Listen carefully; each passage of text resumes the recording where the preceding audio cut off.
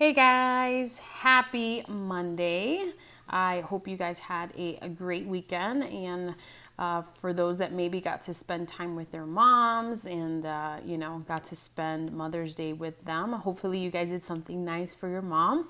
But with that said, we're going to go ahead and open up the Bible in the book of Matthew in the New Testament. We're going to read chapter 12, and we're going to read a couple verses, but I'm going to give you a little context of what this story is about. But the verse that we want to kind of hone in on is this one. So chapter 12, verse 33, it says, "Make a tree good, and its fruit will be good. Or make a tree bad, and its fruit will be bad. For a tree is recognized by its fruit."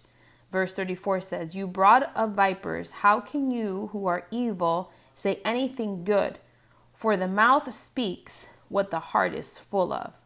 A good man brings good things out of the good stored up in him, and an evil man brings evil out of the evil stored up in him."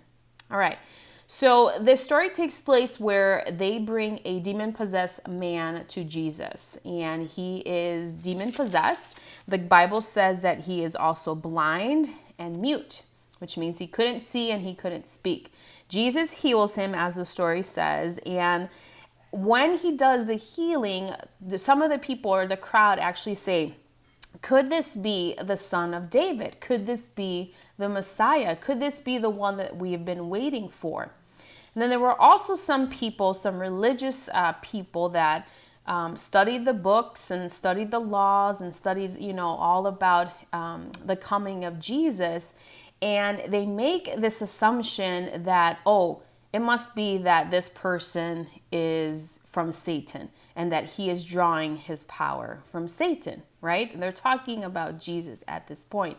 And so there's a discussion because Jesus actually read their thoughts and knew exactly what they were thinking. And so he goes on to talk to them and saying who he is, right? And saying, if I was from Satan, how could I do this, right? And so he goes on to have this discussion with them.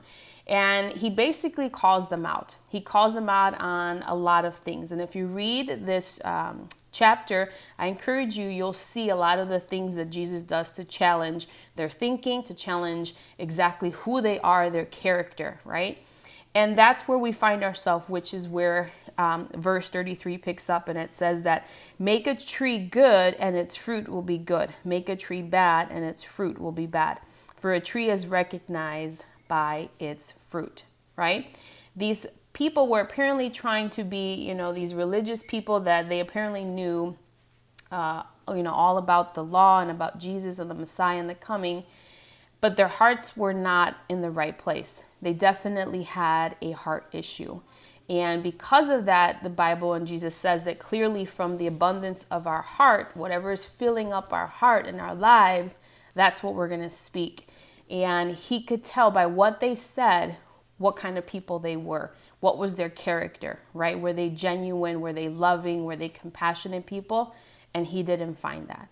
So my question to you is, what do people see when they hear you, right? Or what do people see when they look at your actions and how you treat people and, how you talk about God, right? Are you one way in front of people, right? Maybe when you go to church, you act a certain way, but when you're around your friends, you act differently, right?